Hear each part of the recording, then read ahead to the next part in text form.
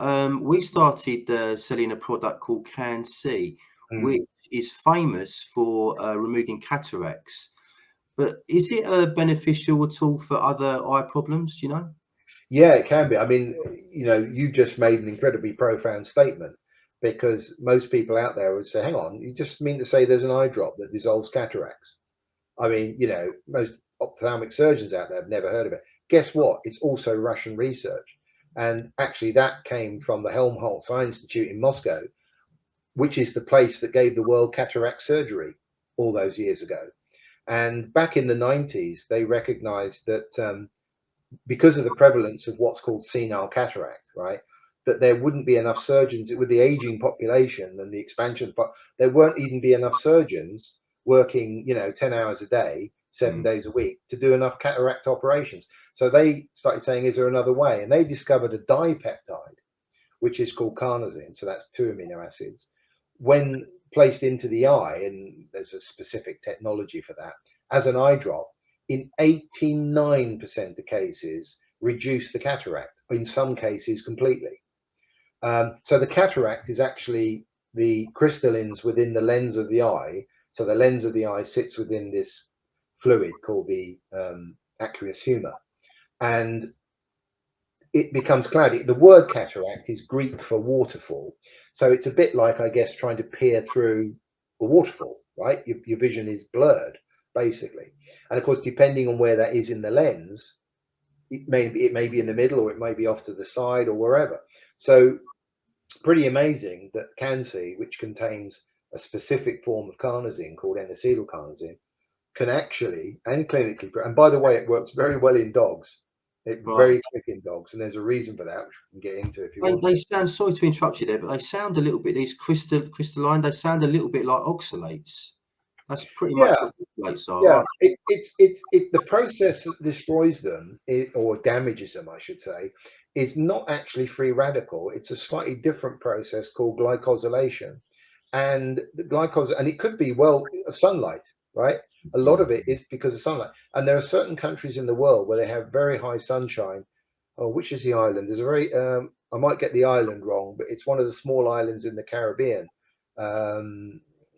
Antigua and Tuba, I can't remember which one, but not only does it have very high levels of sunshine, but they have very little shade. They don't even have a lot of trees or stuff, and they reckon it's one of the highest instances of cataracts in the world.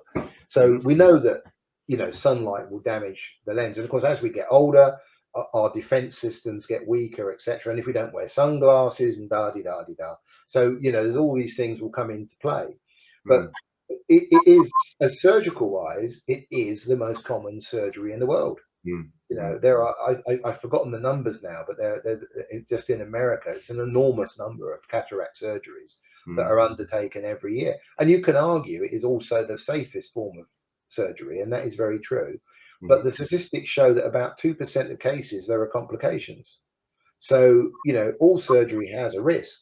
And you don't really want to be that 0.5% person who went blind in that eye because it all went wrong.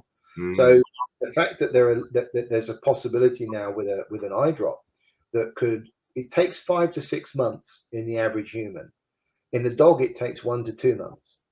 It's much, much faster in a dog because the dog lacks an enzyme that we have that kind of breaks it down. It's called carninosine. But I think that's amazing. But does it do anything else? If that's not fantastic enough by itself, yes, that it does actually help to lower the intraocular pressure in the eye, which is glaucoma. It's not a big bang for that. If people are out there with serious glaucoma, I wouldn't rely entirely on Can-C for it.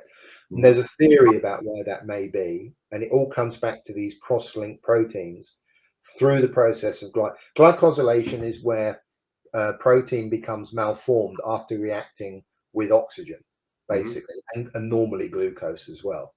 And it's an aging problem, and it's also why diabetics are much more likely to have a cataract than non-diabetics, because the process of diabetes leads to accelerated, what are called AGEs, which translates as advanced glycated end products. Okay, that's a known measurement.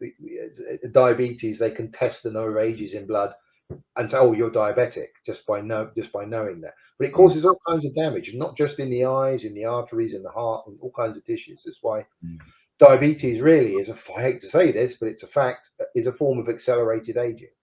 You know, that's one of the known factors. So yes, it will help lower intraocular pressure.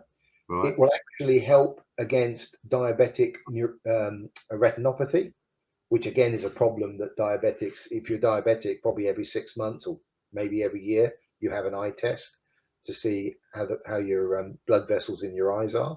So yeah, it's got quite a few uses.